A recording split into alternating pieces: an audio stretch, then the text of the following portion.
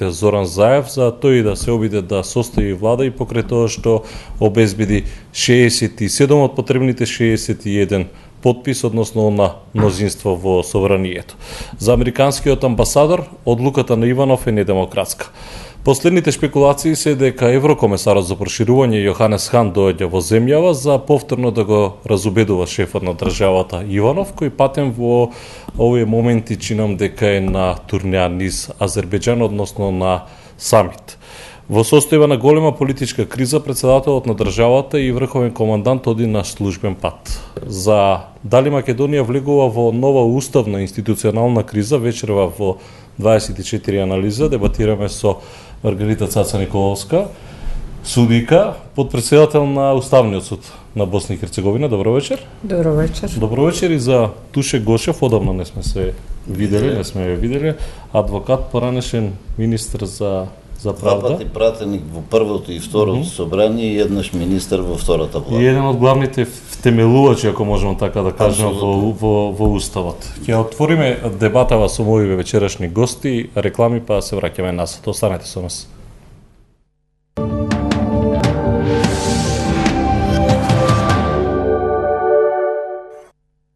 Дозволете и на среќата да се всели во вашиот дом, за создавање на квалитетно детство за вашите најмали, за испишување на најубавите заеднички спомени. Со НЛБ потрошувачките кредити создадете простор за нови драгоцени моменти со вашите најблиски. Искористете промотивната понуда со каматна стапка од 6%, фиксна за првите 2 години, без трошоци за одобрување. НЛБ банка.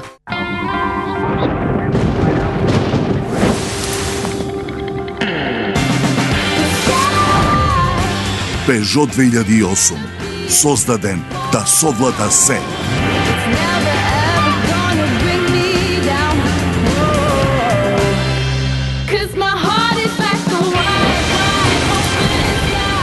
Богато опремен за 175 евра месечно.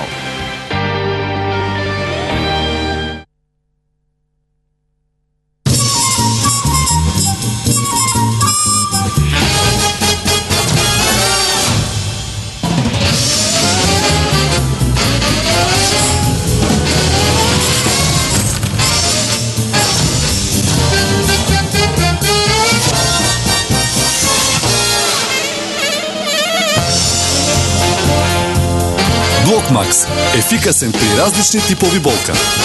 А сега, достапен и во форма на гел за локална употреба. Пред употреба внимателно да се прочете упатството. За индикациите, ризикот од употребата и несаканите дејства на лекот, консултирајте се со вашиот лекар или фармацевт.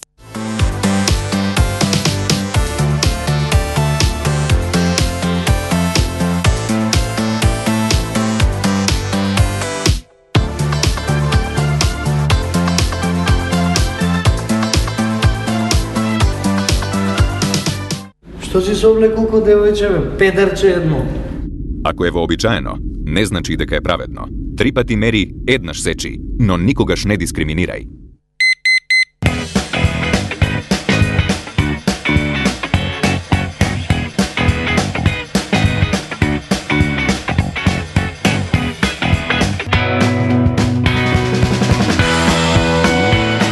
Wash and Go. 100% волумен, 100% своја. Здравието нема цена. Одберете докажан производ. Одберете G132 плюс натурал. Една капсула пред појадок е сигурна формула за долг и здрав живот. Ви го препорачувам на сите, особено на повозрастните. Земете G132 плюс натурал и имајте долг и здрав живот. Јас успеав, следете ме. Кога се вратив од војска, раскинавме. Таа си замина, јас почнав да студирам и да ја изневерувам, и тоа со негазирани безалкохолни пијалаци. Струмка и јас, шо да ти расправам?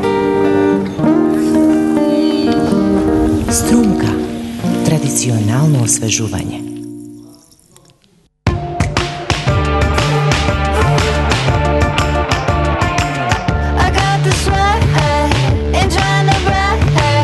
I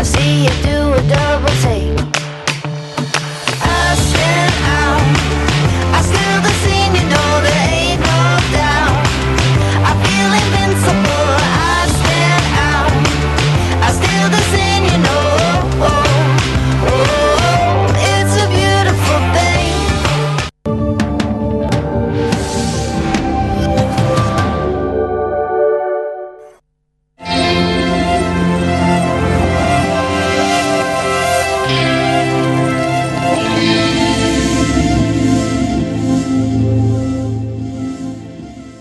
Šta mi radiš? Čekaj. Андрија знае да изненади со подароците. Otkud ti, Marko? Koliko se nismo videli, čoveče? 7 godina, 3 месеца, 14 dana. За потоа сам да биде изненаден. Но сепак, тој последен се смее. Kad sam ja bio konj, a ti na meni, pa aj radim. Ako je... Bolna, znaš šta smo radili? Znaš šta smo još? Baš me briga. Znaš šta smo još? Bog da umro. Zašto smo još radili? Андрија и Ангелка во четврток. Серијата ќе ве насмее, а Велнео шијацу масажерот 2 во 1 целосно ќе ве опушти од напнатоста во грбот и рамената. Со помош на масажните топчиња добивате идеална топлотна и шијацу масажа. Искористете ја специјалната клуб 5 цена од само 6.990 денари. Јавете се веднаш.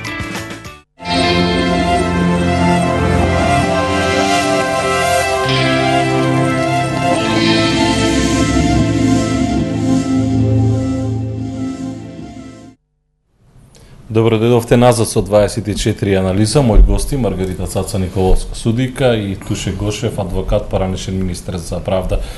Господи Николовска, влегуваме во нова институционална уставна криза? Или веќе сме влезени? Ние сме многу одамна влезени во институционална криза. Институциите кај нас многу одамна не функционираат така како што треба. Тоа е резултат на непримената на уставната одредба на поделбата на власта. Ние имаме една состојба на доминација на извршната власт врз законодавната и врз судската власт. И со такво однесување да се покаже се повеќе и повеќе таа доминација, овие другите власти се ставени апсолутно под контрола. И на тој начин и институциите се заробени. Господин Гошев, сакам околу уставот да го читаме доколку е возможно. Дали Иванов, според многумина експерти велат, изврши државен удар практично, затоа што не му го дава мандатот на лидерот на социјалдемократите. И сега тој вели, обезбедете ми дека се гарантира унитарноста на државата, дека не сме под никаква закана. Прво да кажам дека темелна вредност на еден народ е да ги почитува законите кои сам ги носи. А во темелните вредности во членот 8, кај што утврдивме на кој начин ќе ја конституираме државата и ќе го правиме уставот, беа со двојно значење. Првото значење беше да ги прифатиме либералните традиции и решенија на современите европски земји, и второто беше колективното паметење на народот кој живее на таа територија во границите кои требаше да биде Република Македонија. Што се однесува за владењето на правото и правната држава, кај нас во последно време законите не се општи правни правила кои регулираат неодреден број на случаеви со исти битни обележја. Тоа се инструмент за остварување на дадени интереси. Кај нас принципот на владењето на правото се сведува по принципот на харизматичкото владење на лидерот на владеачката партија. Тоа значи дека кај нас само семантички се носат законите, власта се крие зад законите, дека во Република Македонија има закони, дека се испочитувани основните слободи и права на граѓаните, дека институциите функционираат, но во суштина практично се дерогирани или аброгирани одредбите на уставот и законот. И сега во последно време, кога го поставуваме прашањето, дали уставот на Република Македонија, таков како што е донесен, како еден од современите устави од Европа, со либералните традиции, дали уставот ги гарантира основните слободи и права на граѓаните во Република Македонија.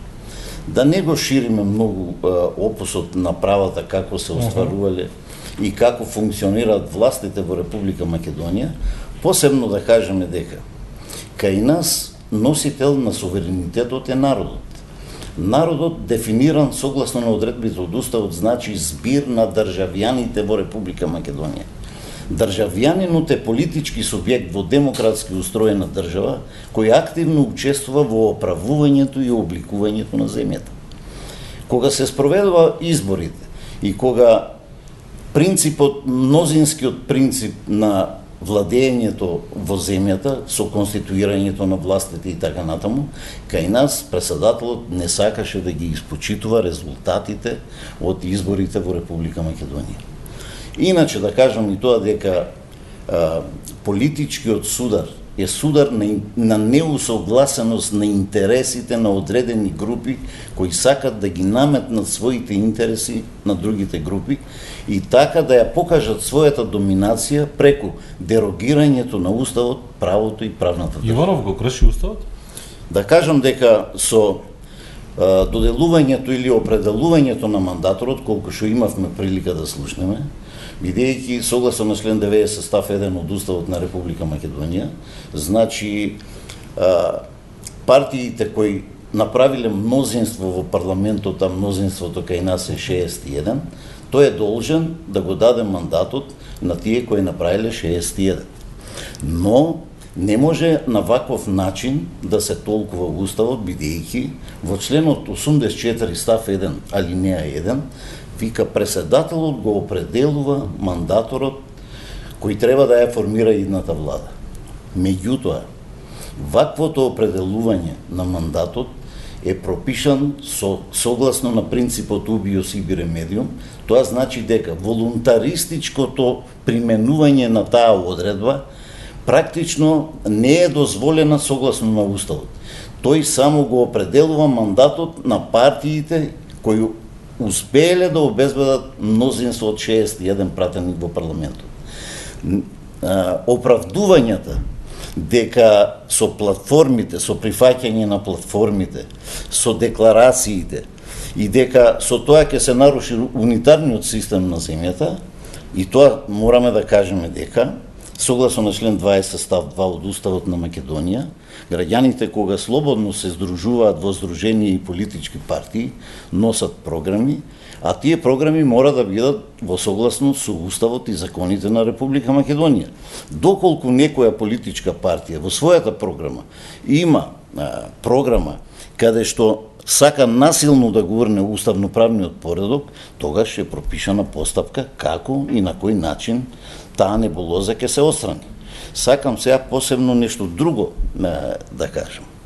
Бидејќи во конкретниот случај причината за недоделувањето на мандатот е волунтаристичкиот начин на постапување на председателот. Тој смета дека платформата или декларацијата е практично причината која ќе го сруши суверенитетот на земјата. Зборуваме суверенитетот со платформа и со декларација, апсолутно никој не може да ја сруши, бидејќи платформата и декларацијата се практично неконституциони закони каде што тие не ствараат ни права, ни обврски, ниту зимаат права и обврски. Декларацијата е практично политички одговор на одредено политичко прашање, значи тоа така, а платформата значи почеток за разговор за постигнување на консенсус за формирање на влада. Ај сега вака, ако добро расправ ова народски кажано, како може тоа волунтаристички да толкуваш? Па очигледно дека во Македонија е се возможно. И мислам дека толкувањето на Уставот во дадената ситуација е спротивно на самата содржина на Уставот. И кога велам спротивно на самата содржина на Уставот, токму членот на Уставот кој што кажува какво дејство председателот треба да превземе, е тоа кое што нема место за толкување.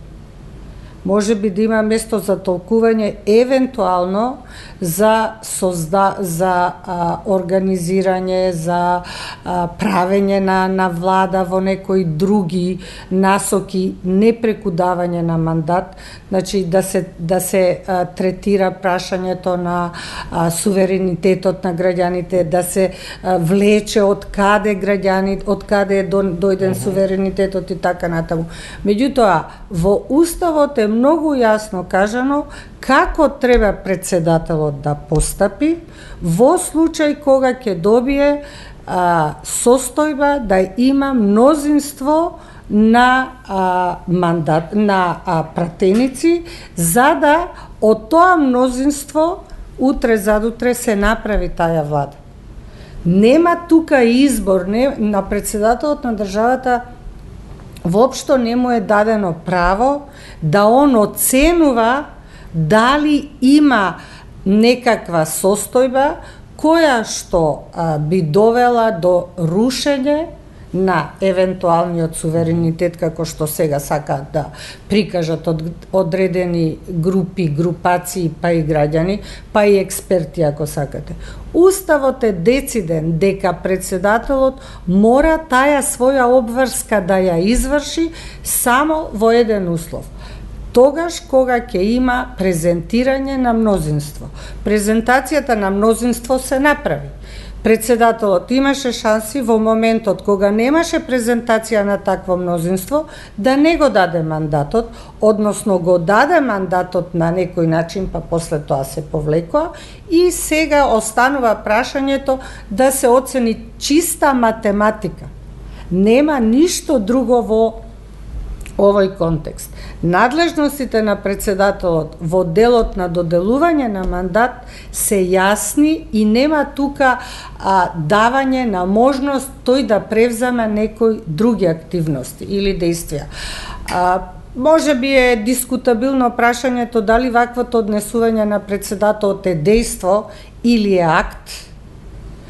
За тоа можеме да зборуваме во голема... Киднапирани институции, киднапирана држава? Апсолутно дека имаме ние денеска киднапирани институции.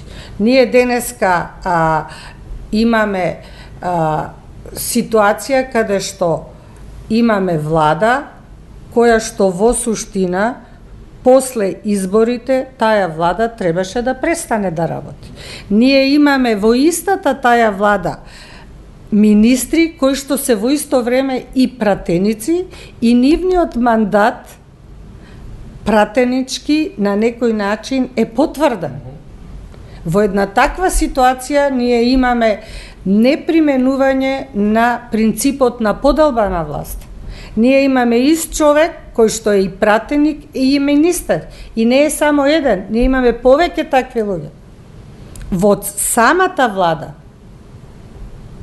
и во една таква ситуација, каде што не постои поделба на властите, кој што е основен постулат за една демократија, да не речам демократија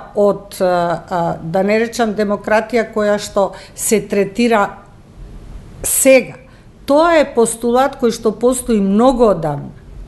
Тамо каде што цело време се зборува за поделба на овие власти, каде што тие власти секоја ќе си ја врши својата функција, меѓутоа на крај извршување на сите тие функции доведуваат до функционирање на една држава. Ние во дадената ситуација немаме такво функционирање на државата. И на крајот на сето ова, судската власт, која што е крајно проблематична од секој аспект, која што е крајно критикувана не само од меѓународните, да кажам, експерти или од меѓународните фактори.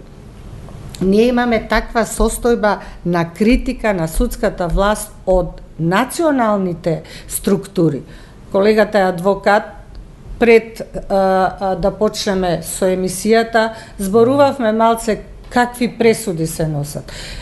Она ја што сум видела како пресуда во некои од предметите, ја се чудам како е возможно тој човек да станал судија и да обавува судиска функција. Јас сум во редовите на судството многу одамна, и во националното, и во меѓународното судство. Такви пресуди не сум видела до сега. Ќе зборуваме малку подоцна за и околу судството, за и она што е реформа на Приве. Ако добро ги запаметив член 90 од Уставот го знаеме како гласи, ги споменавте член 20 и член 84 и не можам да разберам како се прашувам како граѓанин. Како, значи, ама тоа е устав, значи тоа е света работа. Како може да имаш волонтаристички приод при читање? Не ми е јасно мене тоа. Секое право дадено во уставот е и пропишана постапка во уставот на начинот на остварување на тоа право. Ако го погледнете вие членот 84 став 1 алинеја 1, кај што кажува дека председателот го определува мандаторот, тоа не значи дека тој волунтаристички по свое видување ќе го определи мандаторот на идната влада. Затоа членот 90 му ги пропишува начинот и условите на кој начин се определува кој ќе биде идниот премиер на владата. Тоа е она коалиција или партии кои ќе обезбедат 61 пратеник во парламентот.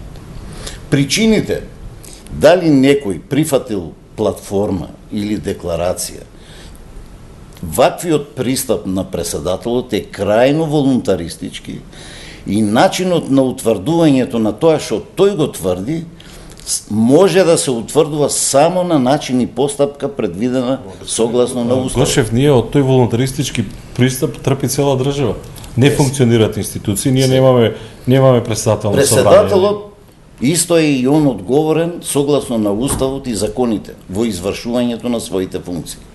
Председателот треба да биде свесен дека со престанување на мандатот на пратениците во собранието престанува и владата на Република Македонија. Добро беше спомнато дека во исто време, спротивно на уставот, ние имаме министри кои се во исто време со верифициран пратенички мандат во собранието на Македонија. А што е и уште најлошо, ние председателот на владата во исто време е и пратеник во парламентот. И сега, согласно на уставните одредби, кога на председателот на владата му престанува мандатот, тогаш целата влада престанува да ја врши функцијата на влада. Добро, има ли нешто во државата? Констатирал тоа престанување. Сега И што овдека се бара исклучиво некако има ли нешто во државата што е во согласност со уставот? Има. Не во спротивност со регуларните избори што граѓаните ги избраа своите пратеници во парламентот. Тоа е регуларноста од која треба да потекне регенерацијата и обновата на системот. Тоа значи, ако Трајко Велјановски не сака да ја продолжи конститутивната седница на парламентот, тогаш, согласно на член 63 став 2 од Уставот на Македонија, пратениците по собствена иницијатива Уставот им дава да ја продолжат конститутивната седница на парламентот. Што значи дека, кога ќе ја продолжат, тие се должни да формираат мнозинство во парламентот, а во исто време и да изберат председател на собранието кој ќе ги завзема функциите кои му ги определува. И сега едно од тезите е дека тоа се чека да се направи за да се прогласи вонредна ли состојба, не знам. Ма кој ќе ја прогласи? Вонредната состојба. Не, тоа се тезите кои што циркулираат во јавност. Сакаме сега. Знае во кои ситуации може вонредна состојба да се Тезите заради нефункционирањето на собранието и неможноста за избор на нова влада, по се изгледа на цел и намера е на владеачката структура да ја задржи постоечката структура во извршната власт, за да може повторно со истата структура да оди на нови избори. Тоа е нивната цел. Апсолутно невозможно. А во суштина, ние практично Република Македонија сме без влада во моментот. Таа само врши функција на влада. А ние немаме влада, затоа што тоа мнозинство во парламентот ниту ја избрало таа влада, ниту ја поддржува таа влада. И сега се поставува прашањето, како може со цел и намера да престанат функционирањето на институциите во Република Македонија, се мисли на законодавната и извршната, судската власт посебно ќе подискутираме за неја ако имаме повеќе време. Сега председателот сака да воведе или воена состојба или вонредна состојба. За да воведе воена состојба, Собранието треба со двотретинско мнозинство на гласови да ја уважи таа одлука за да може Република Македонија да биде. Тие шпекулации или воредна дека таква состојба ситуација може да се за да се доведе поведе. илузорно. Повторно собранието со двотретинско мнозинство донесување на одлука за воведување на таква воредна состојба. Ние такви услови за воведување на такви состојби согласно на одредбите од Уставот не постојат ни правни предпоставки, а ниту можност органите да донесат вакви одлуки. Чаре? До кога ќе го чекаме волонтаристичкиот... Опометување. Ама постои некоја друга можност во оној дел што го спомнав, дали е дејство или акт. Кога рековте опометување, зашто искоментирав така? Ние немаме влада, ние немаме собрание, председателот оди во Азербејџан. Па тоа е само уште еден доказ на сериозноста на тој човек кој што врши таква функција. Ние треба сите да се прашаме како е возможно во ситуација кога државата ни е во таква состојба да обстанокот е доведен во прашање, да председателот реша во ситуација кога немаме ни председател на собрание. Председателот да реши да патува. Ја не знам што е потребата од такво патување, не знам ни што е поканата, зошто он мора тамо доди, меѓутоа секако дека состојбата во државата е многу приоритетна отколку неговото патување. Неговата последна изјава беше дека тој се уште смета дека не се исполнети условите да го даде мандатот на политичките партии кои што формираат мнозинство. Без разлика што нема право таква оцена да прави. Во една ваква ситуација, ако ништо друго, најдоблесно е да седи и да чека да види што ќе се случи и кога тие услови би се смениле. Македонија нема институции. Македонија има влада која што е составена од пратеници. Македонија има собрание кое што не функционира. Македонија има председател кој што не си ги извршува своите функции или председател кој што на ваков или таков начин врши несоодветно толкување на Уставот. И ние имаме еден Уставен суд кој што има одлука порано донесена во ситуација каде што има кажано дека действијата на председателот на државата се действија и дека тие не подлежат на оценка на Уставниот суд.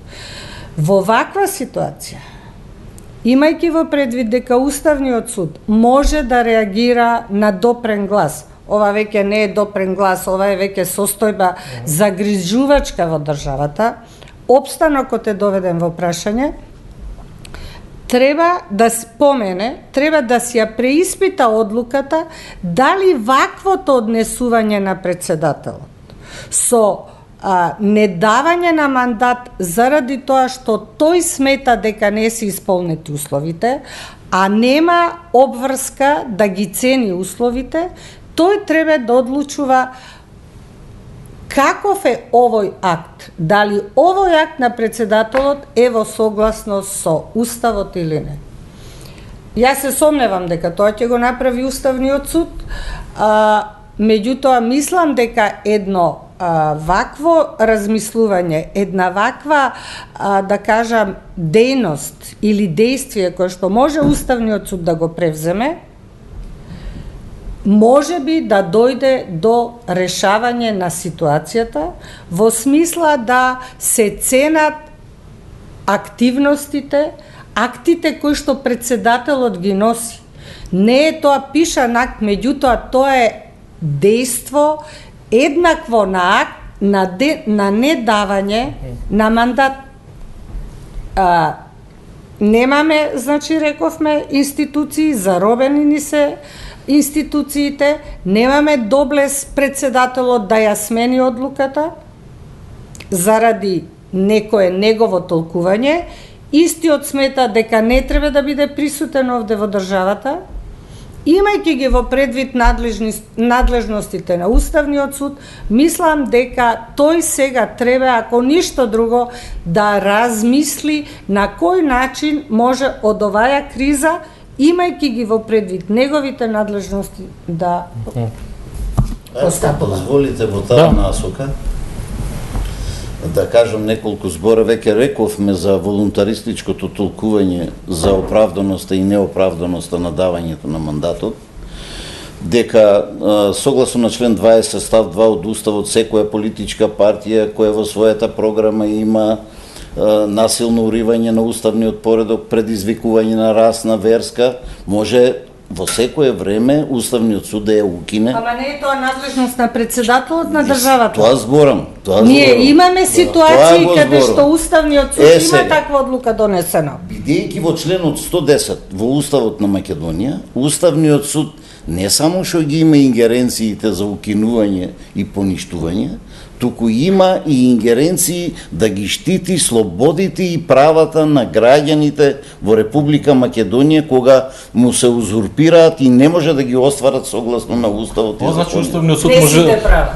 Така. Не сите права. Не сите Тука е права. голем проблем. Ова значи Уставниот суд може да рече СДС, вие сте партија која што буди и да ви укинеме, така? Иначе одговорност... Не може да укине, него ако ја третира програмата, може да каже дека програмата е таа која што е спротивна. Сакам во таа насока уште да кажам. Бидејќи председателот на два пати не носи никаков акт, туку не го дава мандатот. Прашање е дали не носи акт. Јас затоа и го покренувам ова прашање. Уставниот суд, бидејќи во 92 година одлучил дека актот на председателот е поединечен акт. Не дејство. Не дека е акт, не него акт, дека туку е е дејство. И дека не може да биде предмет на оценка на Уставниот суд. Но Уставниот суд го заборава членот 15 од Уставот. Секој орган или институција која врши јавни овластувања за својата одлука која носи, мора да биде обезбедена постапка на заштита. Тоа се мисли на секој акт кој го носи секој носител на јавна функција, неговата одлука мора да биде на оценка во рамките на системот и во постапка пропишена со закон. Па затоа ја го покренувам прашањето дека сега треба Не, сега ја мислам дека Уставниот суд треба да реагира. Дозволете само. Уставниот суд сега треба да ги има. Чека да собранието со двотретинско мнозинство покрене постапка против председателот, па дури тогаш Уставниот суд да одреагира и да ја запази. И тогаш е мнозинскиот принцип во Уставниот суд проблем. Имајќи ја во предвид констелацијата на. И таму во Уставниот суд одлуките за утврдување на одговорност на председателот се со двотретинско мнозинство. А ако појдеме од начинот на изборот на Уставниот суд и неговата конституција, ќе видите дека председателот таму директно бира судии. И ако појдеме Не бира, предлага. Предлага, ама во суштина тој ги бира.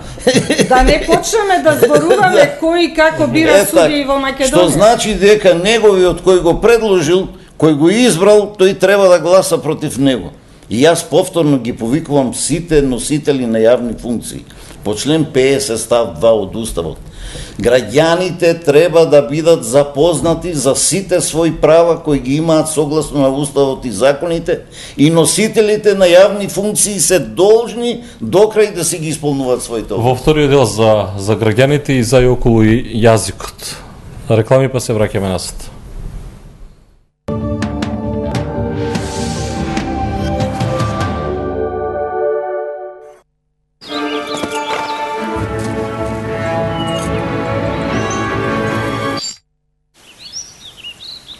Пак не прекина. На најинтересното. Изберете VIP комбо и добите интерактивна телевизија бесплатно. Паузирајте, снимајте и гледајте до 50 телевизиски канали 7 дена наназад. Повеќе за вас VIP. Купете на 48 хепи рати без камата. Акцијата важи за сите производи во Нептун. Нептун инспирира радост. Искеширај се со Браво премиум во најголемата наградна игра за оваа година. Во пакувањата од 100, 200 и 500 грама. Секој ден ве очекуваат неверојатни 15.000 денари. Добитници: Јесари Мустафов, Скопје; Сашко Минков, Струмица; Идрис Вели, Трубарево; Христина Апостолова, Богданци; Тања Донаковска, Скопје; Мите Петрушев, Скопје. 365 дена по 15.000 денари и многу други вредни награди чекаат на вас. Најдоброто кафе и оваа година највредно. Браво премиум. И во Форца, во Форца, во Форца, македонски народе. Народе! Дружба си е дружба, Форца си е Форца. За прв пат Снежа ја пропушти омилената турнеја на хорот. Болката во половината беше појака. Ибутоп кремот брзо се впива, ја отстранува болката и ја подобрува подвижноста. Не пропуштајте ги миговите кои ве движат. Кога болката станува проблем, помага Ибутоп крем. Кому би му ги довериле своите очи? На најискусните, најнапредните, најголемите. Систина офталмологија, дел од групацијата Светлост Загреб. Најдоброто за вашите очи. Денот ви е исполнет со нервоза. Патите од несоница. Стресот ви е секојдневие. Решението е Вамекс. Гербален лек од валеријана, маточина и хмель. За убав ден и мирна ноќ. Овој четврток, најниската цена во градот. Само за вас. Детергент Персил 6 килограми за само 469 денари. И омекнувач Силан 2 литра за само 119 денари. Единствено во Тинекс. Светска услуга за домашна цена. Супер брзиот оптички интернет на Телекабел. Сега достапен за секој дом. Симетричен интернет до 40 мегабити за 1000 денари, до 100 мегабити за 2500 денари и ненадминатиот супер брз интернет до 1 гига за 3500 денари месечно. Сите пакети се со неограничен сообраќај. Нема обврзувачки договор. Телекабел. 20 години доверба.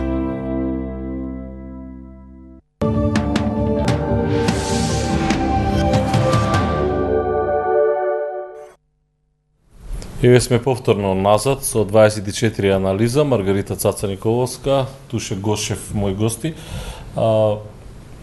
Како да излеземе од целова какафонија, од цела ова институционална уставна криза во која што влеговме, ние се изцитиравме устави, меѓутоа ја впечаток дека граѓаните баш и не си ги знаат своите права, ниту пак ако ги прашате луѓето кои што денес протестираат, тие велат дека претседателот има право затоа што СДС сака да ја, што ја знам, федерализира државата, да воведе двојазичност, едно таква какафонија владе и некако ми се надоврзува со она граѓаните треба да си ги знаат своите права. Чинам дека не ги знаат баш доволно своите права.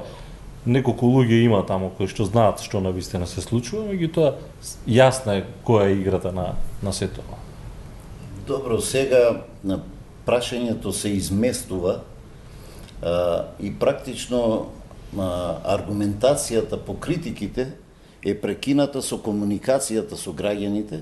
Практично тоа значи една вешта манипулација, кај што граѓаните воопшто не информирани, одлучуваат, протестираат, сакаат нешто да променат, а не знаат што е, како е и што е регулирано. Тие велат ние не сакаме да учиме албански, не сакаме албански јазик, сакаме единствено Македонија, Кај нас сакаме... уште со носењето на уставот, на првиот устав, а тоа беше 22 ноември 1991 година, во членот 7 од уставот, ние точно дефинираме на кој начин, кој ќе биде службениот јазик во Република Македонија и каква ќе биде употребата, службената употреба на јазиците на народностите или на малцинствата или како сакате. Треба да повториме дека службен јазик во Македонија е македонскиот јазик и неговото кирилско писмо. Кога настана Охридскиот договор после војната, со службен весник број 1 од 2001 година, членот 7 се промени со амандманот 5 во уставот, каде што точно е дефинирано на кој начин ќе се употребуваат јазиците во Република Македонија. Во ставот 1 на амандман 5 стои дека службен јазик во Република Македонија е македонскиот јазик и кирилското писмо и ќе се употребува со меѓународната заедница и така натаму. Во ставот 2 службени јазици во Република Македонија се и јазиците на националностите кои се повеќе од 20%. И после ги дефинира начинот на службената употреба во единиците на локална самоуправа, подоцна во органите, во подрачните единици на министерствата и на крајот во органите на државната власт. Зошто луѓето имаат проблем да го слушнат ова, да го Апсолутно критиките дадени и протестите апсолутно не кореспондираат со членот 5. На амандманот не се. Апсолутно. Па не. Не кореспондира. Ма не, јасно, зашто се одбива да кога некој вели, прво ја обвинуваш опозицијата. Затоа што треба да се оттргне вниманието од она што е состојба во Македонија визави она што произлегува од телефонските прислушкувани разговори. Сега сакам и тоа. Ние имаме ситуации многу јасни во делот на тоа како делувале одреден број на луѓе кои што и ден денеска се во владеачката гарнитура. Тргањето на вниманието од она што треба да биде гонење на криминал и пренесувањето на вниманието дека ја губиме државата не е тешко да се види. И тоа е многу, да речам, јасно и присутно искажано со презентирање на она за кое што немаат докази и немаат знаење. Ја не знам дали дел од овие граѓани што се на улица знаат што значи унитарност на една држава. Унитарноста сигурно не се нарушува со јазикот. Унитарноста е нешто друго. Една законодавна власт, една извршна власт, една судска власт во смисла на организационо и функционално постапување на овие органи. Каде они гледаат дека во Македонија ќе има две влади, каде гледаат дека во Македонија ќе има два парламента или дека ќе има едни судови порано во еден дел од Македонија, други судови во друг дел. Ја би ги упатила да ја анализираат состојбата на поранешна Југославија. Ние имавме тогаш федеративен систем и тогаш се знаеше што значи федерација, што значи република во таја федерација, што значеше Македонија во рамките на таја федерација. Македонија беше држава, Македонија имаше свој устав, Македонија имаше свој јазик, Македонија имаше своји закони, кои што секако дека треба да бидат во согласно со сојузниот устав. Меѓутоа, посебната федерална единица Македонија имаше некои своји особености, како што има особености федералните единици Србија, Хрватска, затоа и се вика социјалистички републики Македонија, Србија во рамките на Југославија. Каде? Како едноставно да ја објасниме на луѓето? Па ја не знам од ова поедноставно, затоа и го давам овој пример да споредат со поранешна Југославија. И сега, каде ќе има посебен устав, каде? Ќе се обидам да бидам, да го спуштам уште повеќе нивото. Јас не сакам моето дете во Струмица да учи на албански јазик. Твоето дете нема да учи во Струмица на албански јазик, заради тоа што Уставот не предвидува твоето дете да учи на албански јазик. Предвидува човекот кој што ќе дојде во Струмица, а е албанец и не може да се разбере на македонски јазик, да му се овозможи тој да разбере што е неговото право и да знае да го заштити тоа негово право таму. А мене, ако ме прашате, вашето дете треба да биде срекно ако требе и има можност да учи еден стран јазик, за да може да се разбере. Ми не се видиме како персонификација на луѓето кои како протестираат. како персонификација. Јас сум учена од многу мала да учам страни јазици. Стран јазик е богатство. Стран јазик е разбирање. Стран јазик значи прифаќање на една друга култура. Прифаќањето на друга култура значи големина на еден човек. Па ние веќе мораме така да почнеме да размислуваме. Повелите сега уште малку на таа тема, бидејќи платформата е причина дека службен јазик ќе биде албанскиот јазик на целата територија на Република Македонија и дека нашите деца мора да учат албански.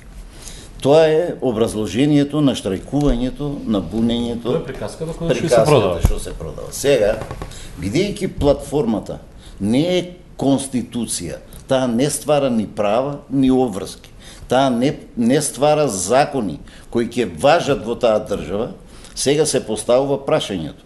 Ако го погледнете уставот, за промена, за утврдување на службена употреба на јазикот е потребно двотретинско мнозинство во парламентот. Дали таа коалиција од 6-7 пратеника може да го смени уставот на тој начин како што тие кажуваат? Тоа е многу јасно. Ја мислам дека тоа им е јасно на граѓаните. Злоупотребата е во тоа да оваа декларација, тоа им е јасно. Видете, госпоѓа Николовска. Знаете во што е? Они сметаат дека ова е иницијална каписла за развивање на нешто друго. Тоа нешто друго треба да сватат дека што год и да е, не може да помине без дебата. А да има дебата... Еве ја ќе ви кажам, ние нема дебата. Ја не знам, вие сте адвокат кој што така често е цитиран и по адвокатските посудниците тамо, како што ценен адвокат, човек кој што учествува во креирање на уставот, меѓународен судија. Ние немаме дебати, ние тотално се изгубивме. Ние наместо ману да ги прави она што е прибе, да биде ману, нас не се случува прибе и се чудиме зашто доаѓаат од странство и ни кажуваат како треба да правиме. Ние имаме ситуација каде што има академик кој што искаче, кој што вели чиста Македонија. Предходно 92.000 година имавме идеи за размена на територија. Па побогу, каде тоа живееме ние? Ако пак чиста Македонија тргнеме од концептот на уставот, уште при носењето на првиот устав во Република Македонија настанаа две борби во собранието. Едната беше да се прифати концептот на национален устав и другиот концепт беше граѓанскиот концепт за прифаќање на уставот. Но се определивме ние за граѓанскиот концепт на уставот. Националниот колективитет не е основа за да се воспостави хегемонија на правата на другите, на мнозинскиот. Туку баш обратно, таа треба да биде богатство што ќе обезбедува рамноправност на граѓаните во остварувањето на правата. Што мислите за Прибе, за извештајот на Прибе?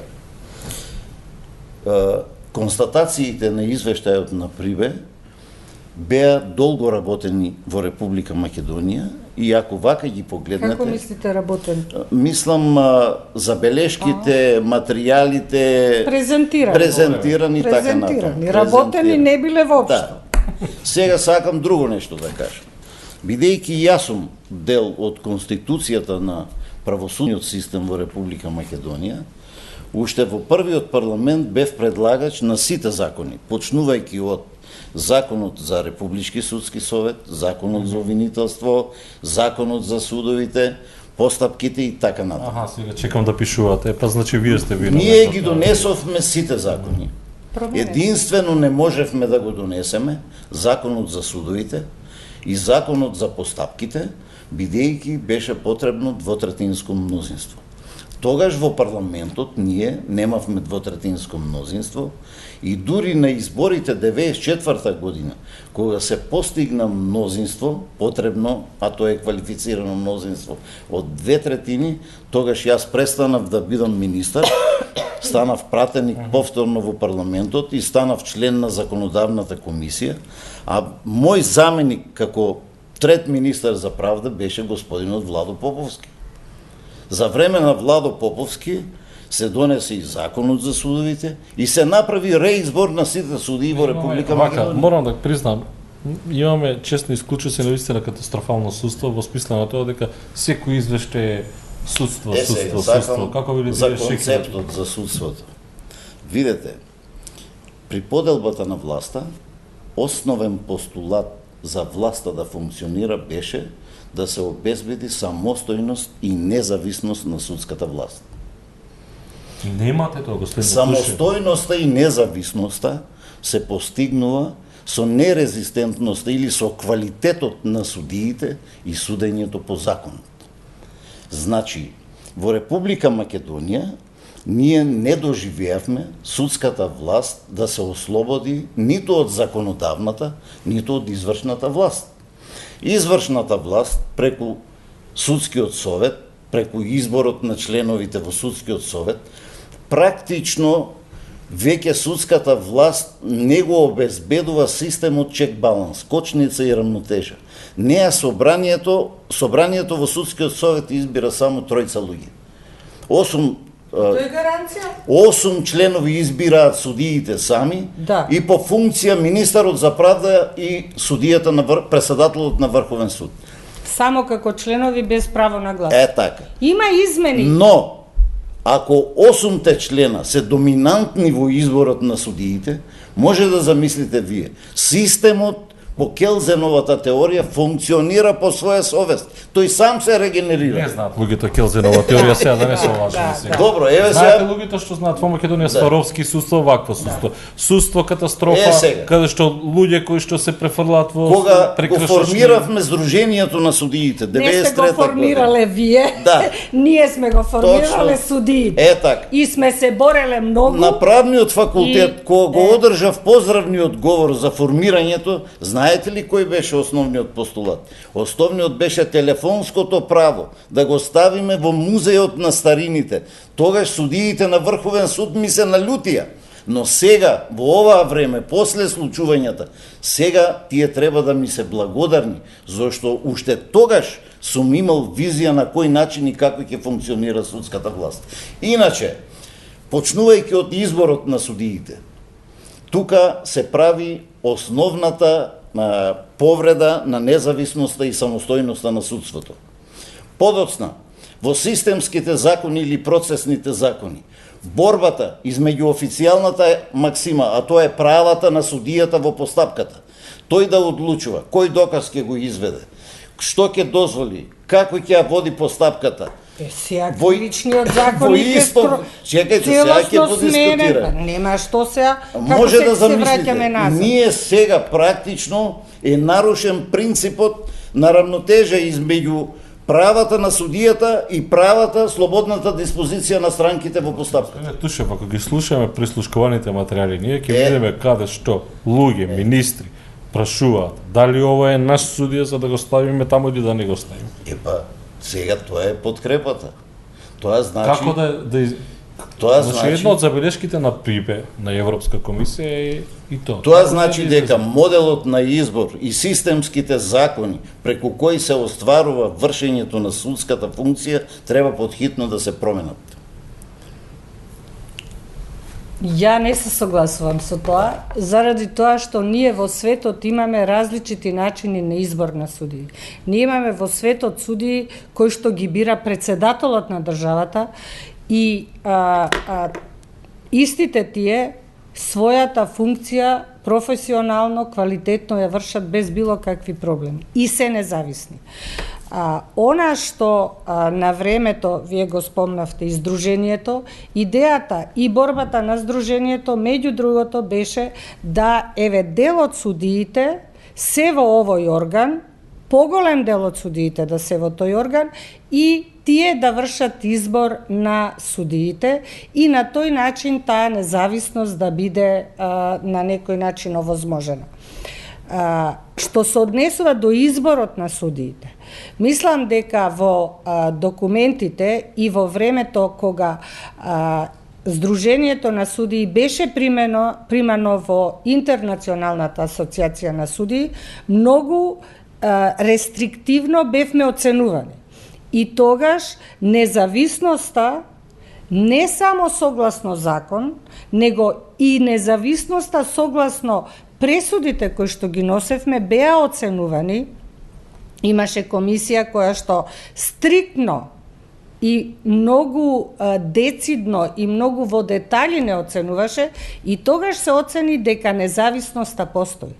Независноста согласно, да кажам, меѓународните стандарди, согласно праксата на Европскиот суд за човекови права, е во доменот на начинот на избор, меѓутоа не во доменот на она што значи квалитет, што значи мерит систем, што значи професионално обавување на својата функција. Јас се согласувам дека во судскиот совет судиите не треба да бидат професионално само ангажирани во судскиот совет. Институтот за човекови права прави големи анализи на тоа поле и меѓу другото препораките и заклучоците, а мислам дека и дел од стручната јавност тоа го прифаќа, дека тие судии кои што ќе бидат членови на судскиот совет треба во исто време да си обавуваат и судиската функција. Да имаат овде дека утре задутре тие повторно ќе се вратат на тоа место од кај што дошле во целокупното обавување на својата функција. А во време додека се членови на судскиот совет, исто така ќе вршат судиска функција. Па ќе мораат да размислуваат дека таквото влијание кое што сега го има судскиот совет во делот на изборот, ќе мора да се елиминира. Постојат многу инструменти во таја насока и мислам дека може многу работи да се средат. Еве, ја ќе ви кажам дека основните судии фактички не ги бира судскиот совет. Судскиот совет ги именува основните судии. Зошто? Заради тоа што добива листа од Академијата за судии и обвинители, кои што го поминале, да кажам, оној процес на едукација, и оној кој што има највеќе бодови, тој автоматски бива избран. Значи, нема она нешто што значи оценка на целокупно... Тука проблемот е генерално партизацијата е проблем. Апсолутно. Мислам, не, сакам да кажам дека и постојат инструменти. Постојат можности, ако тие инструменти правилно се применуваат, да се води сметка и да се наоѓа, како да кажам, дел од она што значи постои ли независност и постои ли непристрасност. Значи, ние имаме независност кај изборот и имаме непристрасност кај изборот од страна на оние кои што ги бираат судии. Не ми се верува што зборуваме во 2017 година. Сосема уште малку на таа тема. Бидејќи немаме многу време. Добро. Немаме ич време. Еве само неколку збора на таа тема.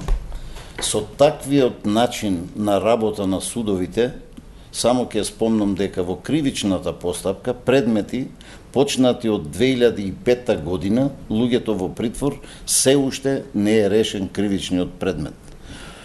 Предмет детонатор, луѓето затворени во притвор по 2 години, издржани, се уште немаме правосилни судски пресуди.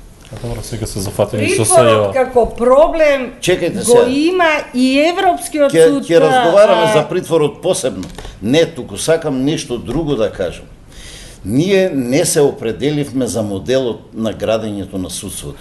Два се моделите. Или ќе го негуваме евроконтиненталниот модел, или ќе го негуваме англосаксонскиот модел.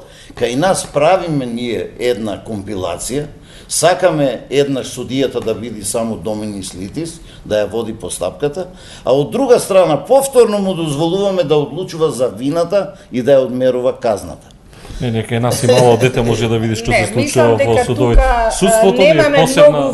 Немаме време, судството ми е посебна тема, ќе ве повикам за судството. Бидејќи на почетокот констатиравме дека Иванов го прекршил уставот. Кажете ми кратко само, излез од криза во ова институционално уставно. Господин Николовска каже, Уставниот суд треба да влезе малку во игра, затоа што како да подзаспа, меѓутоа искрено Видете. мене ми е страф и од Уставниот суд, но Одговорното вршење на функциите кај нас не е само на едната власт. Кај нас е применет принципот на релативен паралелизам. Секој одговара за одговорностите кои му се определени точно со уставот како и да излеземе законот. сега од ова криза? Сега. Системот мора да има систем на чек баланс, на кочница и равнотежа. Властите едни со други да се контролираат за законитото работење. Едниот модел е за одговорноста на председателот, Уставниот суд подхитно да ги сите инструменти употреби каде се кршат слободите и правата и каде точно не се применуват одредбите на Уставот. И втора работа подхитно да се формира собранието од кој ќе генерира системот, ќе го генерира, ќе избере новата влада за да може да профункционира и целиот систем. Благодарам што бевте дел од 24 анализа, немаме веќе ич време. Ви благодарам што бевте со нас, почитувани, следува Дневникот.